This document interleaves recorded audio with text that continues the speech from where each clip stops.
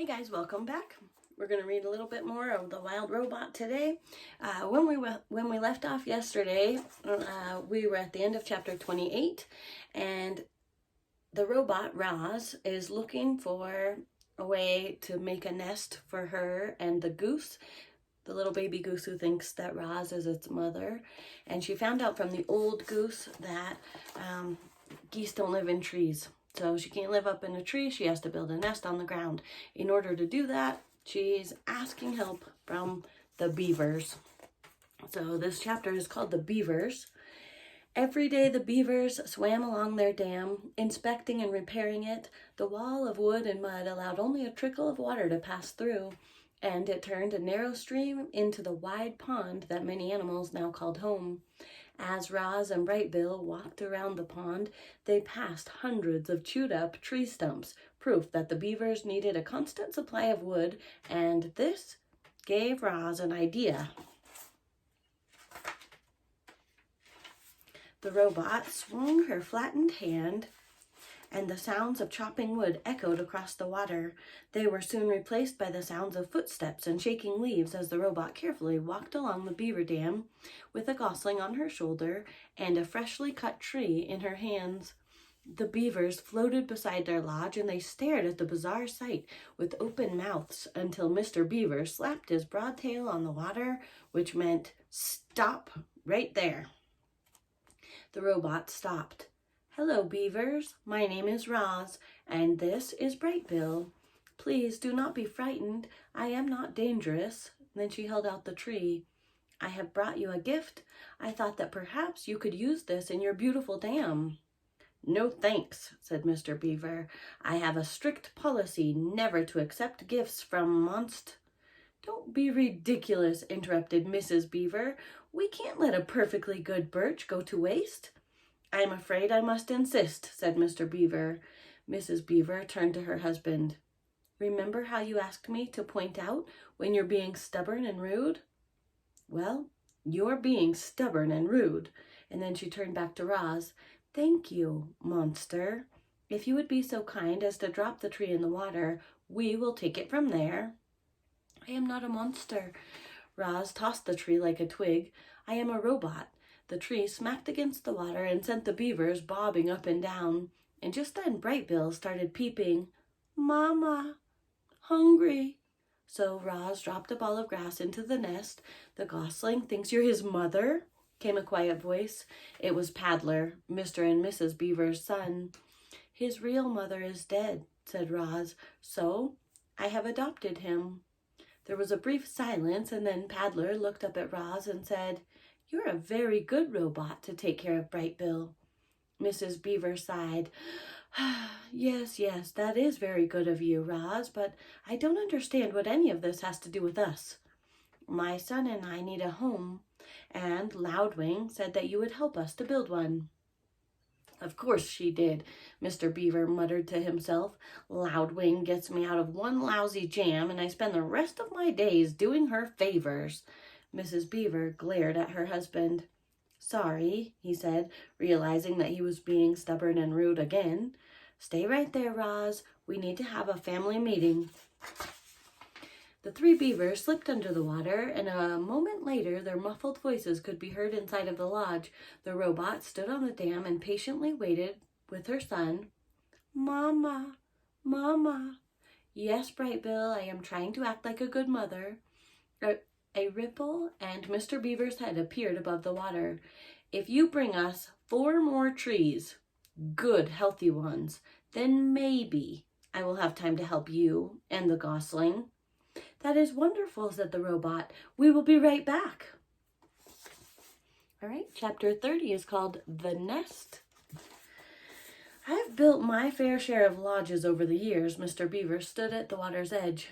"But I can't say I've ever built one for a robot and a gosling. So just what exactly do you need?" "We need a lodge big enough for both of us," said Roz. "It should be comfortable and safe, and it should be near a pond." "How long do you plan on living in this lodge?" "I do not know."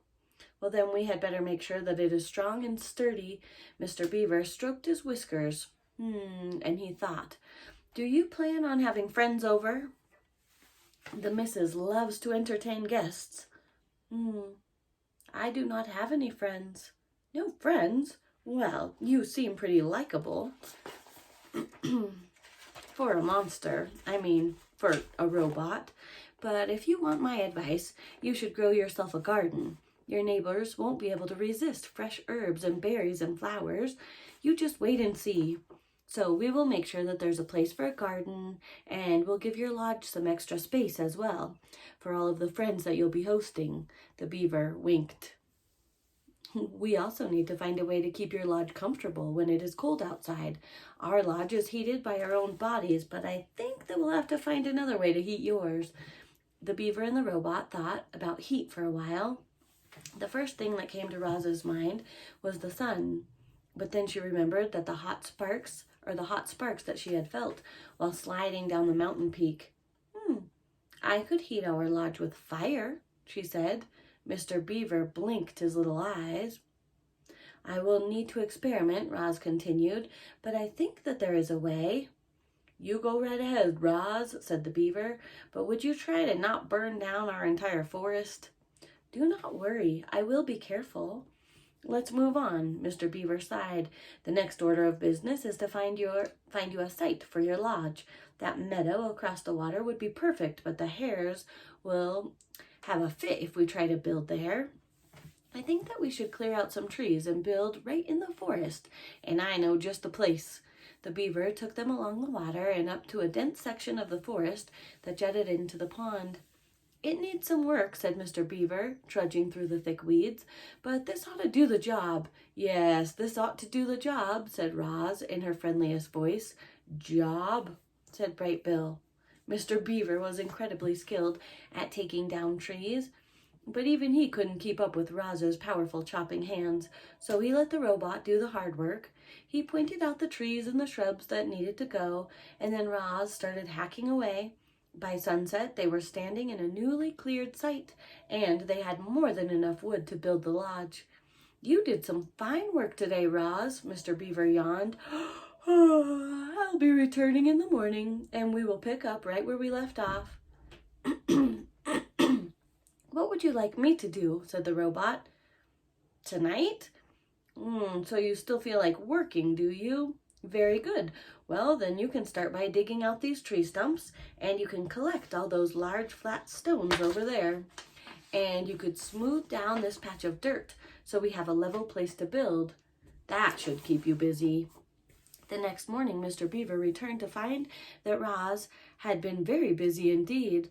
All of the tree stumps had been dug up, and their holes were filled with dirt. 20 large stones had been stacked, and the ground was now perfectly level. But what most astonished Mr. Beaver was that Roz and Bright Bill were huddled around a small, crackling campfire. Mr. Beaver moved his lips, but no words came out. "Bright Bill was cold last night," said Roz, "so I taught myself how to make a fire." But how?" "Well, I discovered that when I strike these two stones together, they create sparks like this." I directed sparks onto dry leaves and wood until they ignited. Once I had a fire, it was easy to keep it going, and if I need to put it out, I can just add water." Mr. Beaver sat and warmed his paws. "I have never seen fire in such a neat little bundle." He stared into the flames. "I've only seen it blazing through the forest, burning everything in its path, but this is marvelous." He looked for another minute, and he took a minute to enjoy the warmth, and then he and the robot got back to work. So here's what they're building. Mr. Beaver asked Roz to dig a trench here, to place the large stones there, to arrange the logs this way, and to smear mud that way. Birds and squirrels perched in the trees and watched the new lodge take shape. It resembled a beaver lodge, but it was larger. A great dome of wood and mud and leaves. A simple opening in the wall served as the entrance, and the door was nothing more than a heavy stone that the robot could slide out of the way. Inside, the lodge was one big round room. The arched ceiling was high enough that Roz could stand upright. A fire pit was set in the center on the floor, and a mesh of thin branches above acted as a vent. Long stones lined the interior walls like benches and were covered with thick cushions of moss. There was even a hole for storing food and water for Brightbill. "You've got yourself a beautiful pond view property," said Mr. Beaver. "What are you going to name it?" "I do not understand." "Why, a beautiful lodge like this deserves a name. We call our lodge the Stream Catcher." The robot's computer brain didn't take long. "The lodge is for Brightbill. Brightbill is a bird. Birds live in nests. Could we call this lodge the Nest?" "Huzzah!" squeaked the Beaver. "The Nest is a fine name for your lodge." "Nest, nest," laughed Brightbill. They stood outside of the nest and admired the handiwork until Mr. Beaver's belly began to grumble. "That sound means it's time for me to get some dinner." "Thank you very much for your help," said Roz. "We could not have done this without you." "Well, you're quite welcome," said Mr. Beaver, smiling. "For your garden, you will want to speak with Tawny, the doe who lives over the hill. She will know just what to do, and now, if you'll excuse me, I have to hurry home before Paddler eats all of the best leaves. Enjoy your first night in the nest." All right, the next chapter is called The First Night. The stars were out. A fire was crackling in the fire pit. Roz and Brightbill were settling into their first night in their new home. "This lodge is where we will live from now on." The robot plucked her son from his little woven nest and placed him on the floor. "I hope you like it." The gosling did like it. He liked that it was big and warm and peaceful, and he liked knowing that a forest and the pond were just outside. He waddled around, peeping to himself and exploring every little corner of the lodge until it was time for bed. His mother carefully laid him on a soft cushion of moss, but he didn't want to sleep there, so she put him back in his little nest, but he didn't want to sleep there either. Brightbill looked up and said, "Mama, sit." Roz sat down, and then he said, "Mama, hold." And Roz held him. The robot's body must have been hard and mechanical, but it was also strong and safe. The gosling felt loved. His eyes slowly winked closed. And he spent the whole night quietly sleeping in his mother's arms. It's just so beautiful. All right, the next chapter, guys, is called The Deer. The deer family did not run from the sound of the snapping twigs and crunching leaves. They had all heard about Roz and Brightbill, and they knew that there was nothing to fear. Crown Point stood before his doe and his 3 spotted fawns, and the family watched as the robot approached with the gosling on her shoulder. "Hello, dear. My name is Roz, and this is Brightbill. We are looking for a doe named Tawny." Crown Point moved aside, and the doe silently stepped forward. "Mr. Beaver helped us to build a lodge," said Roz, "and he thought that you might help us to grow a garden." "Mr. Beaver helped you?" came Tawny's gentle voice. "You must have done something for the beavers." "Well, I brought them freshly cut trees," said Roz. Tawny looked at Crown Point, and the buck slowly nodded. "I will help you to grow a garden," said the doe to the robot, "if you will let my family eat from it." The robot nodded in agreement, and then she quietly led Tawny back to the nest. All right, we have time for one more chapter. We're going to read chapter 33, The Garden. After inspecting the grounds, Tawny asked Roz to remove all of the dried brambles and weeds and leaves from the garden area. She asked her burrowing friends, the moles and the groundhogs, to dig through the dirt and loosen the soil, and then she asked all of the neighbors to do something rather peculiar. "Please leave your droppings around the nest. The more droppings, the richer the soil, the healthier the garden." Kind of like composting. As you can imagine, Tawny's request got everyone's attention. The place was soon crawling with woodland creatures curious to hear more about the garden project. And just like that, the robot was meeting her neighbors. The plan to help her make friends was already starting to work. There was a festive feeling around the nest that day.